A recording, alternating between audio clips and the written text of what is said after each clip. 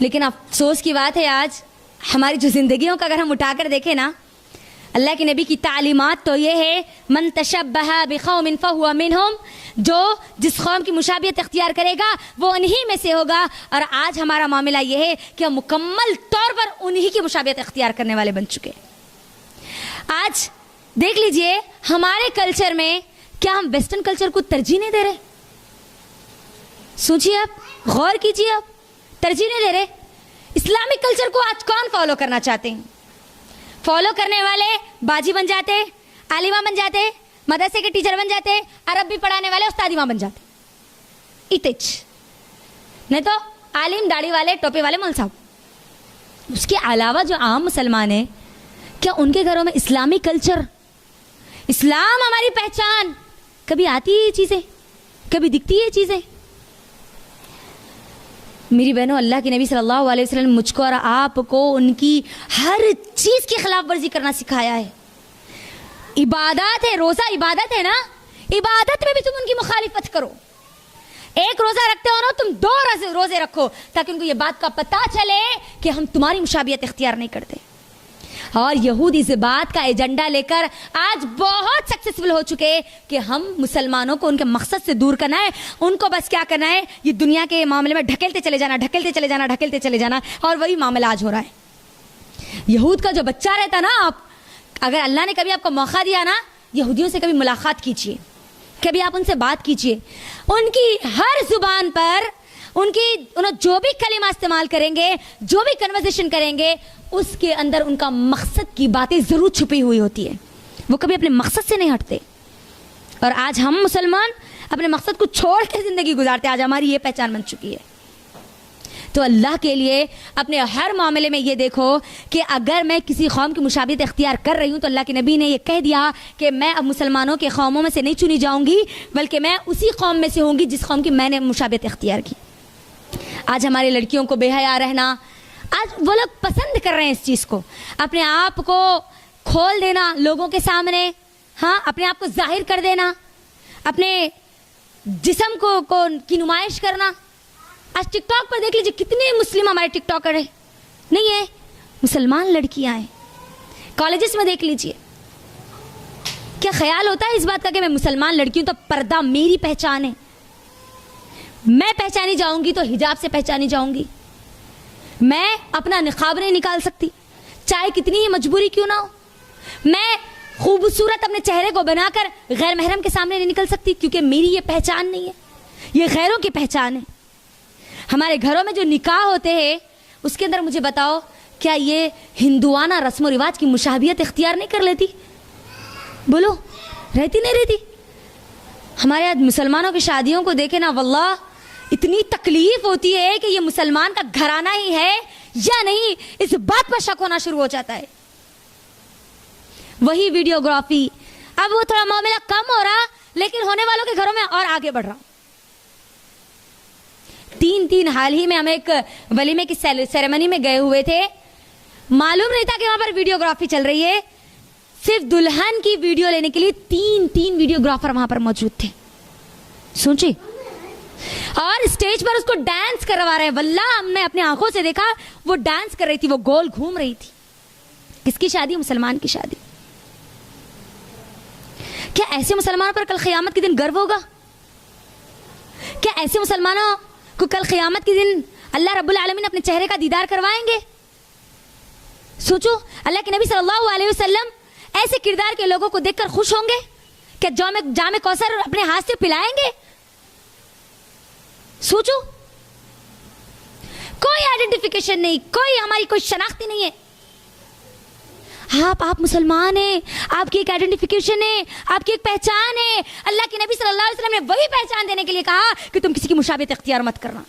ہاں، تمہاری کوئی اور مشابہت اختیار کر سکتے، اس کے اندر مشابہت اختیار کرنے والے کے لیے بھلائی ہے، لیکن تم کسی اور کی مشابہت اختیار کرو گی تو اس میں تمہارا بہت بڑا نقصان ہے، بہت بڑا نقصان ہے. دنیا میں تو ہے ہی، آخرت میں بہت بڑا ہے. تم مسلمانوں کی لسٹ میں نہیں ہوں گے.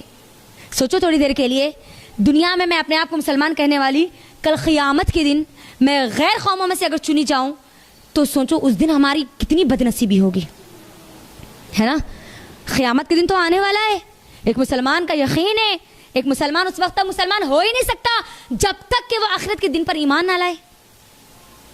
سوچو, میں بھی ہوں گی, آپ بھی ہوں گے, اپنا اپنا خود کا معاملہ ہوگا, می مائی سیلف کا معاملہ ہوگا. وہاں پر دنیا میں ہم می مائی سیلف کا معاملہ دیکھیں نا, وہاں پر اصل می مائی سیلف کا معاملہ ہونے والا ہے. کوئی نہیں ہمارے ساتھ, کوئی ہمارے ہمدرد نہیں ہوں گے وہاں پر. تو کیا میں یہی آئیڈینٹیفیکیشن لے کے جاؤں گی اللہ کے سامنے؟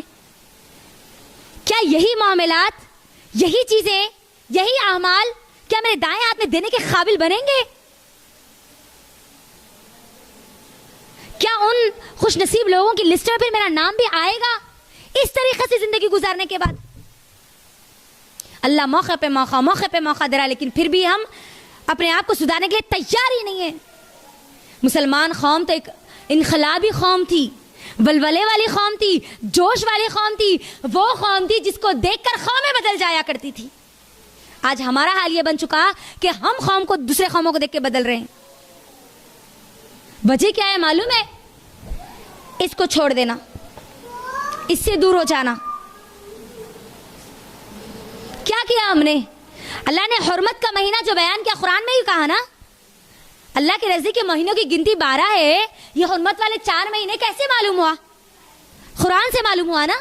قرآن ہی نہیں پڑھیں گے, قرآن کو رمضان ختم, رمضان آیا, قرآن کا مہینہ آیا, اس کے بعد ہماری زندگی میں قرآن ہی کہاں رہتا.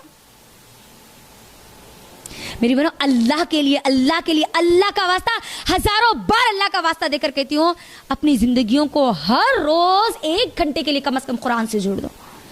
1 گھنٹہ میرے آخرت کا وہ ہمیشہ کے جو دن ہے نا, آخرت کا دن, اس دن کو میرے لیے سکون کا دن کرنے والا ہو سکتا ہے. یہ دنیا میں دیا گیا 1 گھنٹہ, خالی ہر روز دیا گیا صرف 1 گھنٹہ.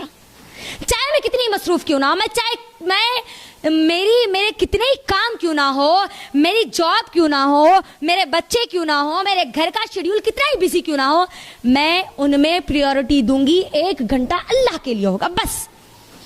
میں واللہ اللہ کی قسم کھا کر کہوں گی کہ 1 سال میں ہماری پوری زندگیاں بدل جائیں گی, 1 مہینے میں ہماری زندگیاں بدل جائیں گی.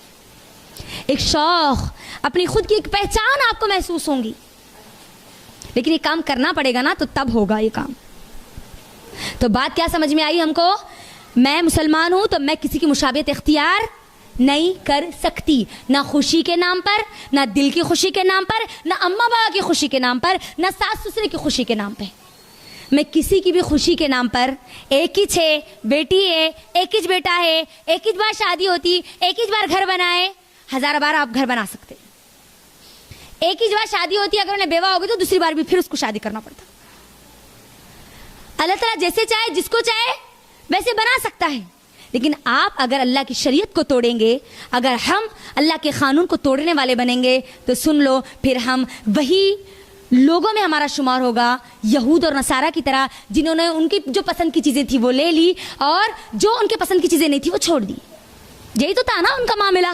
یہود کا معاملہ کیا تھا؟ یہود کیا کرتے تھے؟ ان کو جو سمجھ میں آئی چیز وہ لے لیتے تھے, جو ان کو سمجھ بھی نہیں آئی وہ چھوڑ دیتے تھے.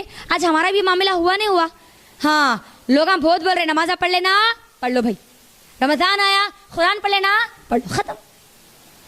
قربانی کے دن آئے, قربانی دے دو. عید الاضحیٰ ہے, قربانی نہیں دے تو کیسا قربانی؟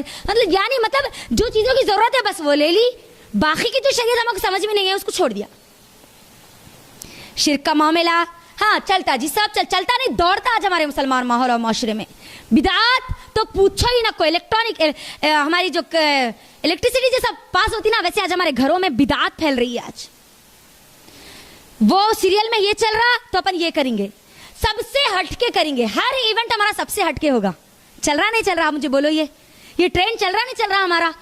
کپڑوں کے نام پر نئے کپڑے آپ پہنیے, اللہ نے آپ کو اس کی وہ نعمت دی ہے, لیکن اپنے آپ کو بے حیا مت کریے. کپڑے اور شارٹ ہوتے جا رہے, اور شارٹ ہوتے جا رہے, اور شارٹ ہوتے جا رہے. یہاں تک کہ ہمارے مسلمانوں کی جو شادیاں ہیں نا, اس میں ہمارے نوجوان لڑکیوں کے پیٹ اور پیٹ نظر آ رہے ہیں. اب یہ حال ہو گیا آج ہمارا.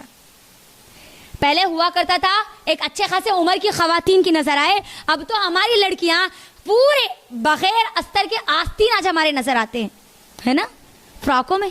ہے نہیں ہے, چھوٹے ڈالو, اگر ڈالنا بھی تو شارٹ. جس کا جتنا ایمان ہوگا نا اس کے اتنے کپڑے ہوں گے, اس بات کو یاد رکھ لیجیے, یاد رکھ لیجیے. کپڑے آپ کی پہچان ہے. اور سب سے زیادہ مشابہت کس میں ہوتی معلوم؟ شیطان ہمارے نفس میں بیٹھا ہوا ہے نا, اللہ نے اس کو جگہ دی نا, وہ تو ابھارے گا یہ اچھا لگتا ہے, دیکھو یہ ٹرینڈ چل رہا ہے, ایک یہ نیا فیشن چل رہا ہے, چلو وہ لوگ ابھی تک نہیں کرے, ہمارے خاندان میں آج تک ایسی شادی نہیں ہوئی, ہم ویسی دھوم والی شادی کریں گے. تمہاری یہ دھوم کی شادی تمہارا آخرت میں مست باجا بجائے گا. سوچو تھوڑی دیر کے لیے, ہے نا. ہمارے بچی کی شادی ایک نمبر شادی ہوئی, ایسا تو کوئی کرے ہی نہیں ابھی تک. مطلب ہم کر رہے کیا, ہماری نفس ہم کو بنا رہی کیا, غیر قوموں کی مشابہت اختیار کرنے والی بنا رہی, یہ اہم چیز ہے. تو ہم کو کرنا کیا ہوگا یہاں پر, آپ کریے نئے نئے ٹرینڈ جو بھی قرآن اور حدیث کے مطابق اس کو فالو کیجیے آپ, اس کے اندر کوئی حرج نہیں ہے. لیکن کوئی ہم ایسا ٹرینڈ فالو نہیں کریں گے جس پر اللہ کی شریعت کو کمپرومائز کرنا پڑے. بات آ گئی سمجھ میں؟ ہاں اچھا لباس پہنا ہے پہنیے, نیو فیشن کا پہننا ہے پہنیے, لیکن اس پہ اللہ کی شریعت کمپرومائز نہیں ہوگی. اللہ نے ہم کو پردے کا حکم دیا, ہاں وہ کمپرومائز نہیں ہوگا. ہاں لانگ فراک پہنیں گے, جو پہننا اچھے سے پہنیں گے, پردے کے ساتھ, ہمارے جسم کی نمائش کرتے ہوئے نہیں.